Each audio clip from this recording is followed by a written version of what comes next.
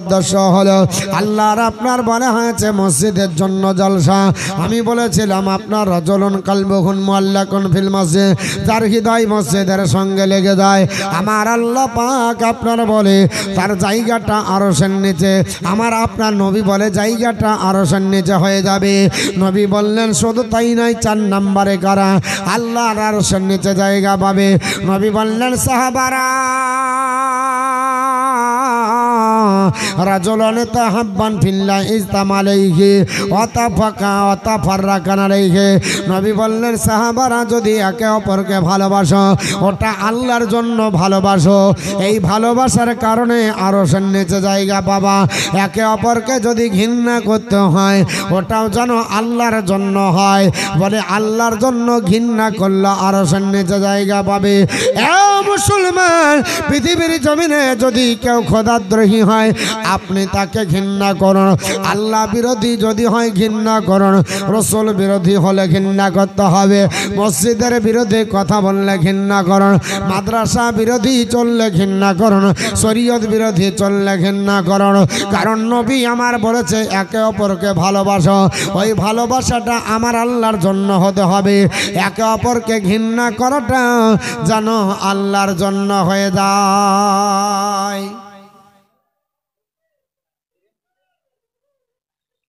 আল্লাহ পাক পৃথিবীর জমিনে যদি আপনার বলা হয়েছে আল্লাহর কারণে ভালোবাসার মহব্বত যদি এবং ঘৃণা যদি আল্লাহর জন্য হয়, আল্লাহ পাক আপনাকে আরশের নিচে জায়গা দেবে।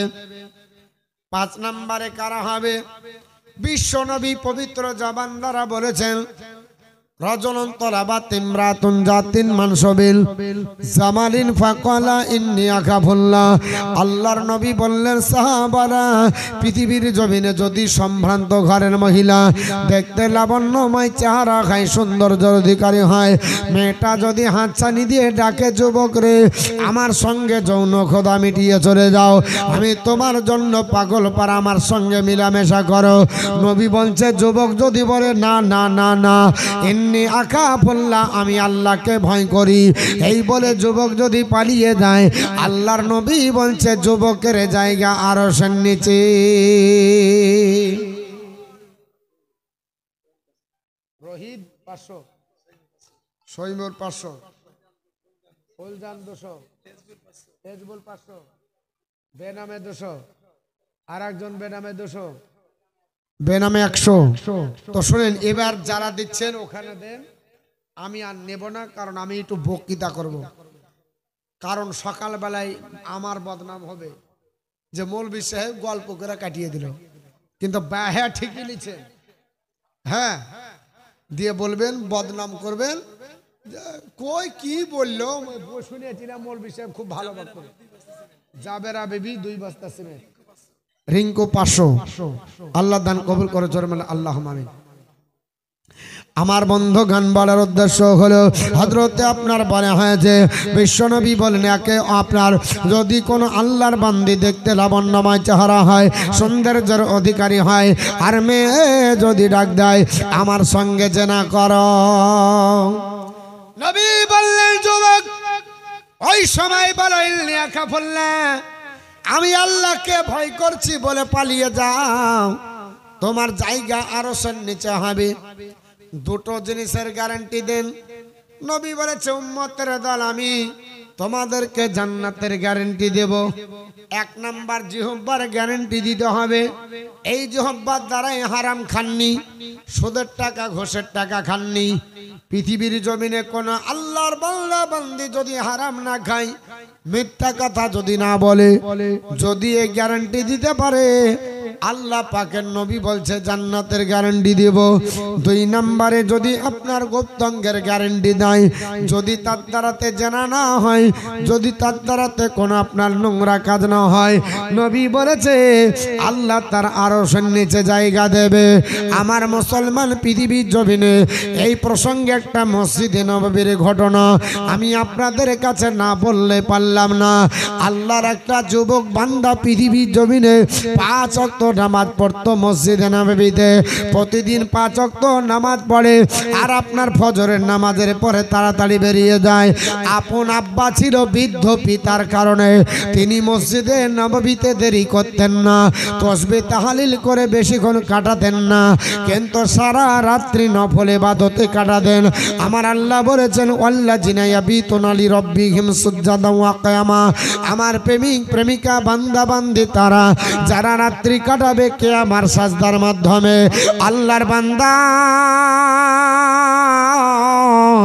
ফজরের নামাজের পরে দৌড়তে দৌড়তে বাড়ি যায় আপন পিতাকে ওযু গোসলের পানি দেওয়ার জন্য।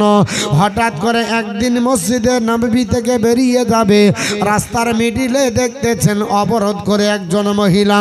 দেখতে আপনার লাবণ্যময় চেহারা, আপনার সৌন্দর্যের অধিকারী। ওই মহিলাটাকে দেখতে এত সুন্দর ছিল, মহিলাটা দাঁড়িয়ে যেয়ে বলছে, ওরে মদিনার আপনার যুবক, আমার সঙ্গে দুটো কথা বলে চলে যাও, আমি তোমার সঙ্গে দুটো কথা বলতে চাই। আল্লাহর বান্দা যুবক বলল, না না না, আমি যদি বলি আমার তোমার সঙ্গে আপনার জেনা হয়ে যাবে। নবী বলেছি এমনি আকাফুল্লাহ, আপনার আল্লাহকে ভয় করি বলে পালিয়ে যাও। ওরে আল্লাহর বান্দি,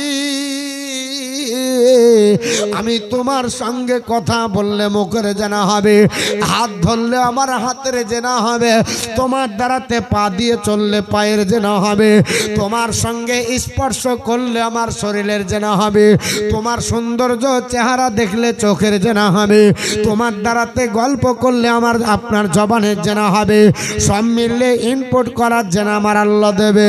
না না না না না না, আমি তোমার সঙ্গে এই রকম কাজে লিপ্ত হব না। আল্লাহকে ভয় করছি বলে যুবক পালিয়ে গেল। আল্লাহর বান্দি মনটা মরা হয়ে আবার মরিয়া হয়ে বাড়ি গেল।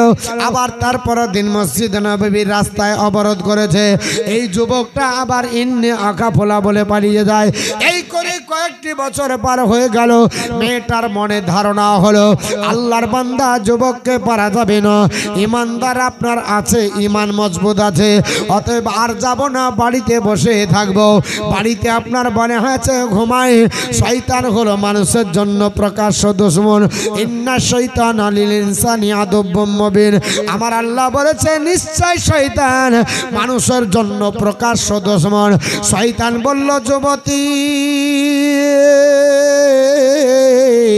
এত সুন্দর তুমি রমণী, এত তোমার লাবণ্যময় চেহারা, যাও আবার নিয়ে এসো। 500 টাকা ছোট ভাই আপনার স্নেহাশিস দিয়ে গেছে বাচ্চার হাত দিয়ে। 11টা তো বাজিয়ে যাচ্ছে, কটা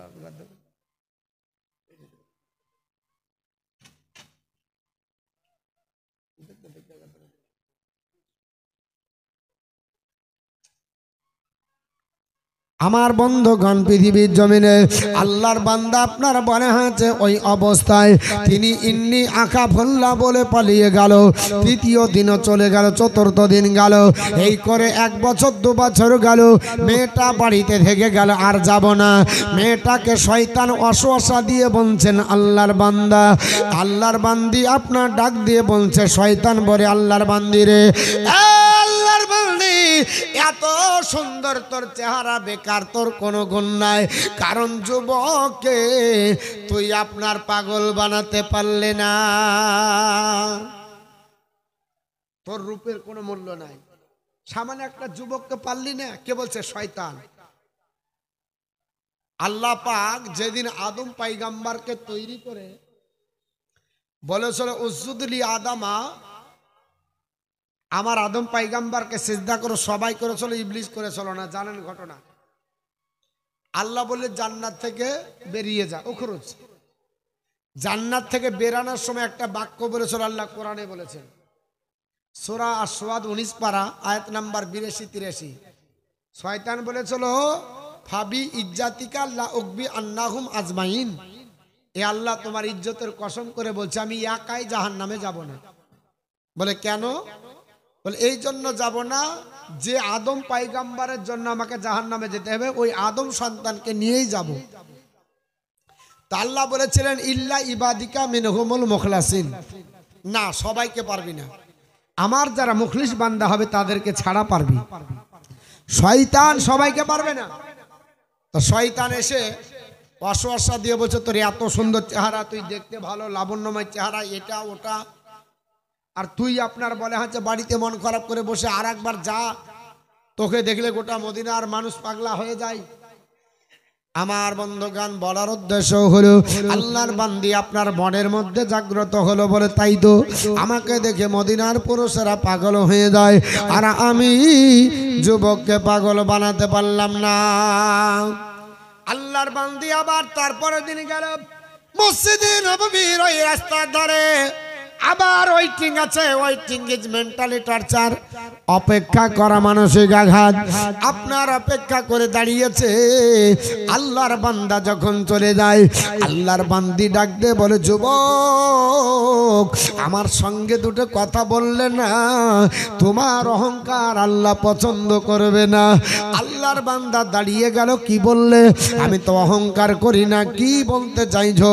বলে যুবক রে, তোমার জন্য কয়েকটা বছর কাটালাম শুধুমাত্র তোমার ইন্ট্রোডাকশন নেবার জন্য, শুধুমাত্র তোমার সঙ্গে দুটো কথা বলার জন্য। আল্লাহর বান্দি আপনার বলে হয়েছে যেমনি বলেছে।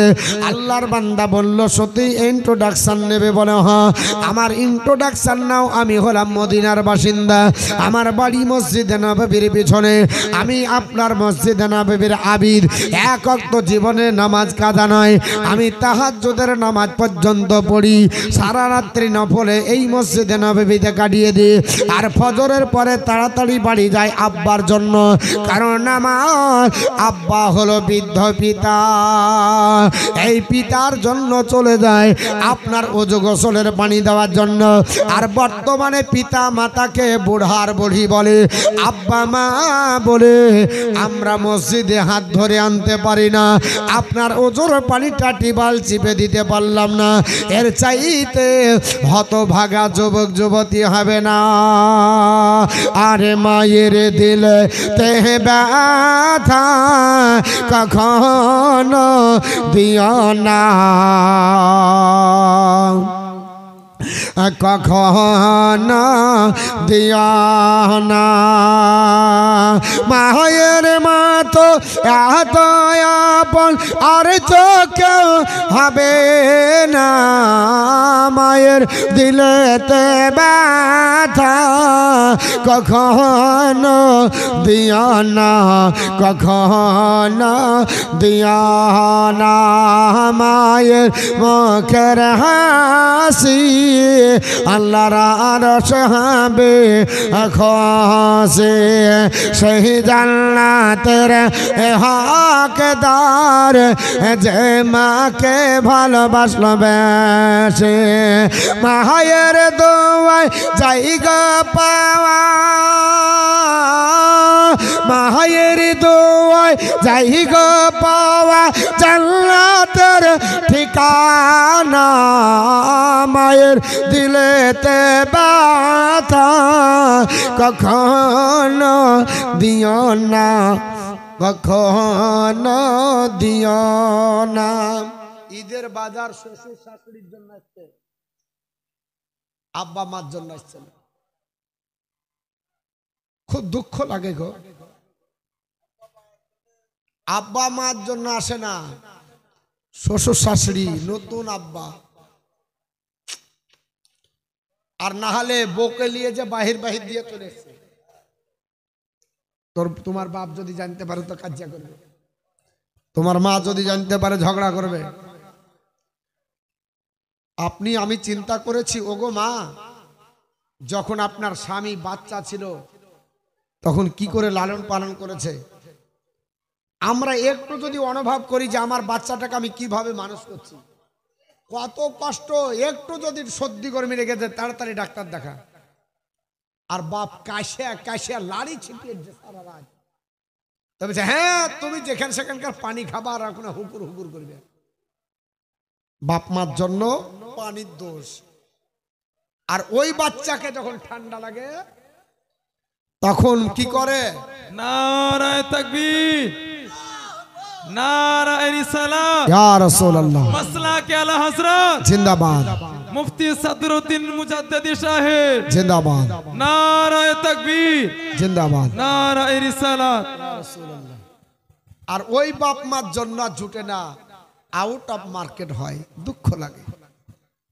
তো বলছিলাম যেটা, যে পৃথিবীর জমিনে আপনার ওই যুবকটা বাপের জন্য উজু গোসলের পানি দেয় প্রত্যেক দিন, কোনোদিন বাকি নাই। এই যুবক বলল আমি আল্লাহকে ভয় করি।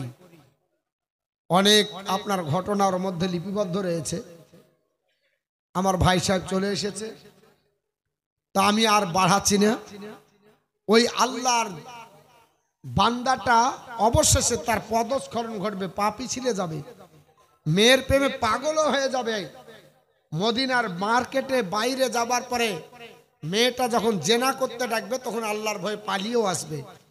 আসার পরে ওই ছেলেটা ইন্তিকাল করবে, তা আল্লাহ সঙ্গে সঙ্গে তার জন্য কবরে জান্নাতের ব্যবস্থা করে দিবে। জোরে বলুন সুবহানাল্লাহ। কার জন্য? আল্লাহর ভয়ে পালিয়ে আসার জন্য। আর আজ বর্তমানে আমরা মার্কেটে ঘুরি, জেনা হয়ে যায়। রাজু শেখ 5 বস্তা সিমেন্ট। তো যাক, আমি আর লম্বা করছি না, বাড়াচ্ছি না। ভাইজান এসেছে, চলে যাব। আপনারা যদি আর কেউ দিতে বাকি থাকেন, আমি 5 বস্তা 10 বস্তা চেয়েছিলাম, 1 বস্তা করে। আর কেউ দিয়েছেন? 10 বস্তা হয়েছে এখানে করে, 5-6 বস্তা হয়েছে। আর 4 বস্তা দিতে পারবেন? 1 বস্তা করে দোয়াটা করব। ভাইজান এসেছেন, তিনি এখন দোয়া করবেন, এই বক্তৃতা করবেন। আমি তো আপনাদেরকে সব তাড়ি দিয়েছি চেহে চেহে। প্রথম যখন বক্তৃতা করছিলাম ফিল আপ হয়ে গেছিল, যাহা চাইতে আরম্ভ করেছি। কারণ আমরা হচ্ছে ইন্টারন্যাশনাল হকার আর ইন্টারন্যাশনাল ফকির। ট্রেনে যাচ্ছি, যেখানে যাচ্ছি দেখছি ক্যাসেট বাজছে। আপনার বলে হচ্ছে হাত নাই পা নাই, বুকের ওপর মোবাইল নিয়েছে, বক্সটা নিয়েছে, মোবাইল বাজছে। মতিউর রহমান চাইছে, ওখানেও ছাড়েনি, এখানেও ছাড়েনি, সুবর্ণমৃগতেও ছাড়েনি। যেখানে যাচ্ছি বুকের ওপর সব মাইক বাজাচ্ছে, লিখছে। আর আপনারা ইন্টারন্যাশনাল হকার আর ফকির এরাই আদায় করেছে। ওরা কষ্ট করে না, ওরা শুধু আমাকে জুড়ে দিয়েছে, চলছে বাস, ওখানে দিচ্ছে, মানে ওখানেও চাইছি দিয়ে দিচ্ছে।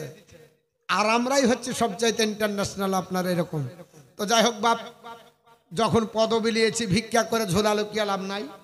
অতএব মৌলবি লাইন মানেই হচ্ছে চাহাচাহির ব্যাপার, বুঝতে পারলেন? চাহিতেই হবে, যা করেন চাহাচাহির ব্যাপার। এত সরকারি পার্মানেন্ট নাই, জালসা নিলেও চেহে নিতে হয়। বিদায় হওয়ার সময় তো বলতে হয় দেন গেও কিছু, চলে যাব। ওদিকে সব দিকে চাহাচাহির ব্যাপার, বুঝতে পারলেন? তো যাক, আল্লাহ পাক আমাদেরকে, যদিও এই জায়গাটা আমাদেরকে দিয়েছে আলহামদুলিল্লাহ, কারণ আমরা সম্মানের জায়গা পেয়েছি। যদিও চাহি আমাদেরকে মানুষ সম্মান দেয়, দেয় না? দেয় না? সম্মান আপনার অনেক আল্লাহর তরফ থেকে। তবে আর 1 বস্তা করে 4 বস্তা দেন না, পারবেন না? 1 বস্তা করে 4 বস্তা দেন, দোয়াটা করি। 1 বস্তা করে, মাত্র 4 বস্তা। এই সামনে থেকে দেন না 1 বস্তা করে। যদি না দেন তাহলে আর চাইব না। জান, ভাষাগত ভাবে যদি কষ্ট দিয়ে থাকি আর বলেছি কয়েকটা কড়া কথা, তা আমাকে ক্ষমা করবেন। আস্তাগফিরুল্লাহ রব্বি মিন কুল্লি জামবাত বেলাই, লা হাওলা ওয়ালা কুওয়াতা ইল্লা বিল্লাহিল আলিয়্যিল আযীম, লা ইলাহা ইল্লাল্লাহু মুহাম্মাদুর রাসূলুল্লাহ সাল্লাল্লাহু তাআলা আলাইহি ওয়াসাল্লাম। আসসালামু আলাইকুম ওয়া রাহমাতুল্লাহি ওয়া বারাকাতুহু।